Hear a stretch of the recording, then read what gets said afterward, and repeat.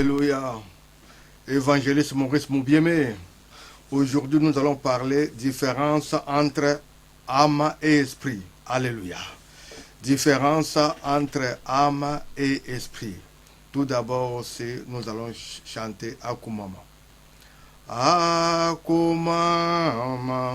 Yesu akumama ye, nabomoe nanga. Akumama, akumama, Yesu akumama ye, nabomoe nanga. Akumama, pesanguya, Yesu pesanguya ye, nabomoe nanga. Pesanguya, pesanguya, Yesu pesanguya ye, nabomoe nanga. Pesanguya. Alléluia. Alléluia. Alléluia. Alléluia. Alléluia. Alléluia. Alléluia. Alléluia. Alléluia. Alléluia. Alléluia.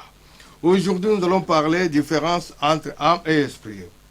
Âme, hébreu, nefesh. En grec, péché.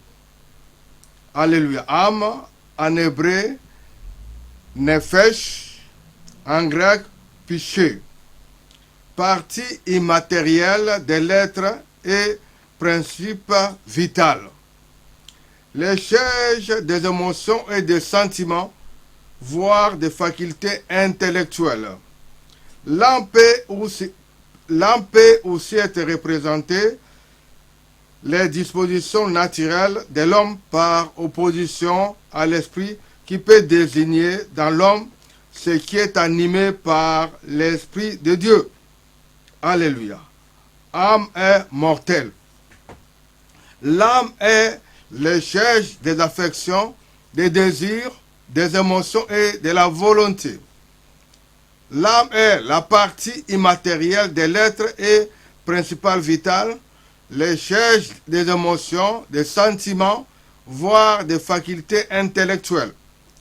L'essence première du mot âme est vie. L'âme, c'est la vie. Esprit et âme désignent des choses différentes. Esprit, en hébreu, roi, et en grec, pneuma. L'esprit est la force qui donne vie à notre corps, car le corps a besoin de l'esprit, comme une radio a besoin d'électricité pour fonctionner. Cela veut dire que l'esprit est la force qui donne vie à notre corps. Seuls les croyants sont en vie spirituellement parlant, c'est-à-dire, c'est là aussi on dit l'âme.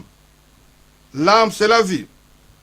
Les incroyants sont en vie spirituellement morts.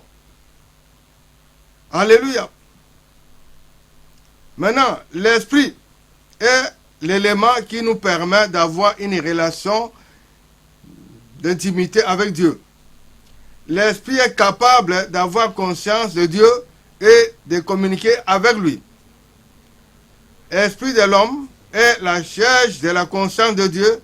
Par son esprit, l'homme a la faculté de communiquer avec Dieu.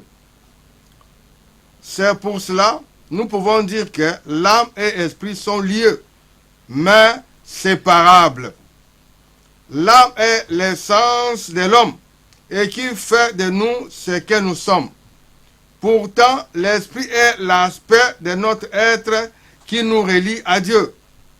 Alléluia. Prenons tout d'abord Nous allons prendre Hébreux 4, Hébreux chapitre 4, verset Hébreux 4, verset 12. Nous allons prendre Hébreux 4, verset 12. Alléluia. Nous lisons au nom du Seigneur Jésus-Christ de Nazareth. Hébreux, chapitre 4, verset 12. Nous lisons au nom du Seigneur Jésus-Christ de Nazareth. Car la parole de Dieu est vivante et efficace, plus tranchante qu'une épée, quelconque à deux tranchants, pénétrante jusqu'à partager âme et esprit, jointure et moelle, et juge les sentiments et les pensées du cœur. Alléluia. L'esprit est 100% spirituel et le corps est 100% charnel. Nous savons que l'âme est le trait d'union entre l'esprit et le corps. Elle est à moitié spirituelle par le souffle de vie que Dieu a mis en nous, et à moitié matérielle par le sang qui circule dans nos veines. Par ces trois êtres, l'esprit, l'âme et le corps, l'homme peut être en relation aussi bien avec le monde matériel qu'il voit que le monde spirituel qu'il ne voit pas. L'esprit a été doté de trois éléments: la conscience, l'intuition et l'intelligence. La conscience de notre esprit reçoit la confirmation de l'Esprit de Dieu, donc de Dieu lui-même, que nous sommes membres de sa famille, ce qui procure la paix à notre esprit. Prenons encore, nous allons prendre 1 Corinthiens 2, verset 13, 1 Corinthiens chapitre 2,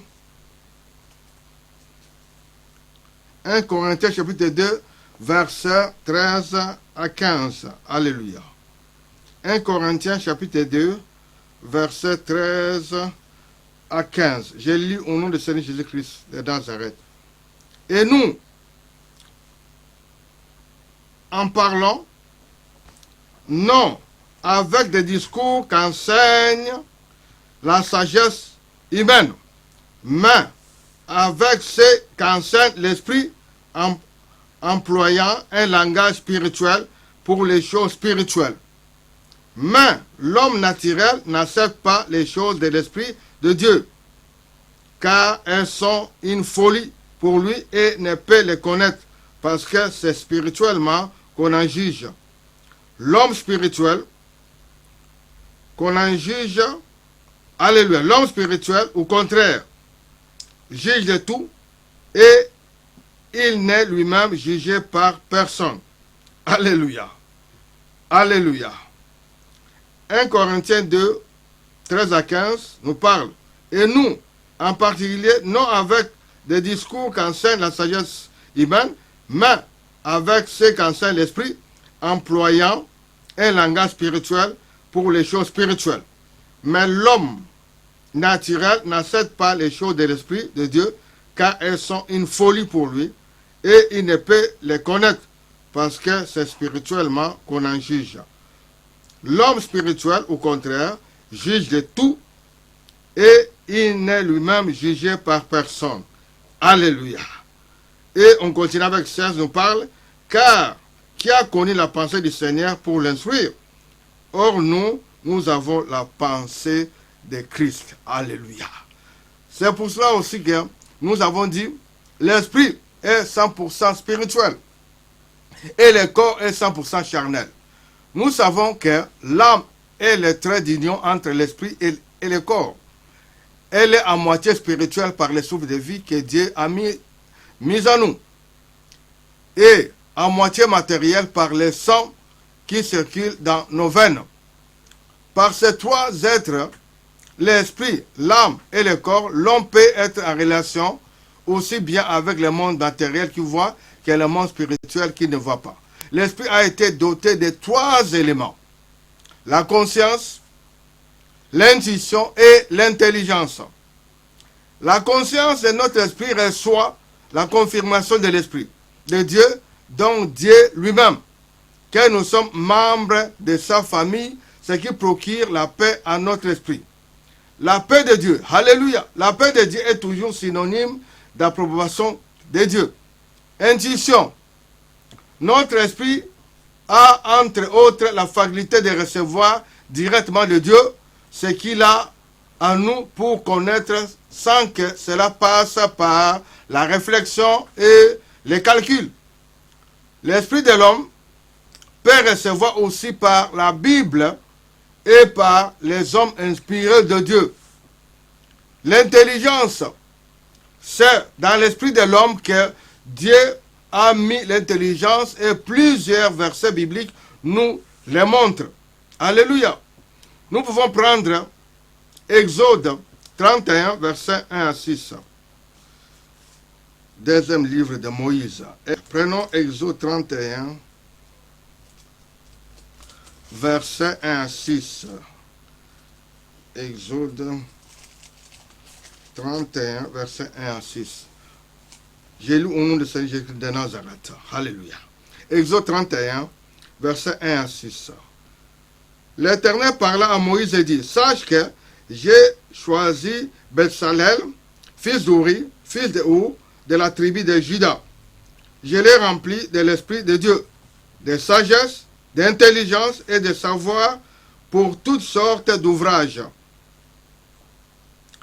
Je l'ai rendu capable de faire des inventions, de travailler l'or, l'argent et les rangs, de graver les pierres, à enchasser, de travailler le bois et d'exécuter toutes sortes d'ouvrages. Et voici, je lui ai donné pour aide Eliab, fils d'Aïsamak, de la tribu de Dan. J'ai mis de l'intelligence dans l'esprit de tous ceux qui sont habiles, pour qu'ils fassent tout ce que je t'ai ordonné. Alléluia. Alléluia. Voilà. Dieu lui-même a donné l'intelligence.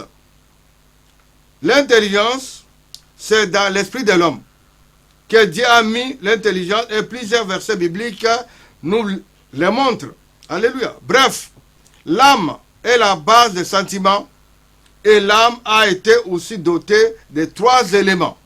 Nous citons la communication, la communion et les sentiments. Dans le mot communion, il y a 2 mots, commun et union. Les sentiments, il y a 2 sentiments dominants chez l'homme, l'amour et la haine. S'il n'y a pas l'amour, c'est-à-dire il y a la haine. Et nous savons que la chair désigne les corps de l'homme, ou parfois l'homme lui-même, en particulier dans sa faiblesse. La chair désigne aussi la nature humaine corrompue par les péchés. Alléluia. La chair désigne aussi la nature humaine corrompue par les péchés. L'ennemi de Dieu est opposé à l'esprit. C'est la chair. L'esprit est capable d'avoir conscience de Dieu et de communiquer avec Dieu. Mais l'âme est le siège des affections, des désirs, des émotions et là aussi de la volonté. C'est pour cela que nous devons marcher avec Dieu à tout moment. Nous pouvons aussi prendre, nous prenons Genèse 1:30. Genèse 1, verset 30. Premier livre de Moïse. Genèse. Alléluia. Alléluia, alléluia. Genèse chapitre 1, verset 30. Nous lisons au nom du Seigneur Jésus-Christ de Nazareth. Genèse 1, verset 30. Et à tout animal de la terre, à tout oiseau du ciel, et à tout ce qui se met sur la terre, ayant en soi un souffle de vie, je donne toute herbe verte pour nourriture, et cela fit ainsi. C'est Dieu qui a tout créé. C'est Dieu. C'est pour cela que nous devons être spirituels. C'est-à-dire, l'esprit est l'élément qui nous permet d'avoir une relation d'intimité avec Dieu. C'est Dieu qui est là. C'est Dieu qui voit tout. Et l'Esprit est capable d'avoir conscience de Dieu et de communiquer avec lui. Alléluia. Nous avons même dit, l'Esprit de l'homme est la charge de la conscience de Dieu. Par son esprit, l'homme a la faculté de communiquer avec Dieu. Nous devons causer avec Dieu par l'esprit. C'est pour ça que nous devons être spirituels. Nous devons marcher avec Dieu. Et aussi, nous avons même dit que l'esprit a été doté de 3 éléments. La conscience, l'intuition et l'intelligence. Alléluia. La conscience de notre esprit reçoit la confirmation de l'Esprit de Dieu. Donc, de Dieu lui-même, que nous sommes membres de sa famille. C'est à ce moment-là, nous avons une relation, nous pouvons causer avec lui par la prière. C'est pour cela qu'il faut être spirituel. L'ennemi connaît tout cela. C'est pour cela, étant enfant de Dieu, nous devons marcher avec Dieu. C'est pour cela qu'il y a une différence entre âme et esprit. Il ne faut pas faire cette confusion-là. Il y a une différence entre âme et esprit. L'âme est l'essence de l'homme et qui fait de nous ce que nous sommes. Alléluia. Pourtant, l'esprit est l'aspect de notre être qui nous relie avec Dieu. Dès que nous marchons avec Dieu, dès que nous sommes avec lui, nous devons marcher en esprit. Alléluia. C'est pour ça que nous savons que là est le trait d'union entre l'esprit et le corps. Elle est à moitié spirituelle par le souffle de vie que Dieu a mis en nous. Nous devons beaucoup prier. Nous devons marcher avec Dieu. Nous devons être avec lui. Demander à Dieu pour savoir tout cela. Parce que l'ennemi, c'est un malin. L'ennemi ne veut pas que nous puissions savoir qu'il y a une différence entre âme et esprit. Tout ce que nous sommes, c'est dans l'âme. Vous êtes fatigué dans l'âme. Dans l'âme, fatigué, cassé, dans l'âme. Mais il y a aussi des gens qui sortent en esprit et aussi revenir. C'est comme des gens qui font des voyages astro. Voilà. Mais dès que dans l'âme vous sortez, fini, vous êtes mort. Voilà. Il y a d'autres gens, l'esprit est mort déjà, mais ils sont vivants. Ils vivent encore. Ils vivent encore. Mais dès que l'âme, comme ça, finit, alors là, dès que ça sort, c'est fini aussi, vous êtes mort. Mais nous devons avoir une relation personnelle avec Dieu.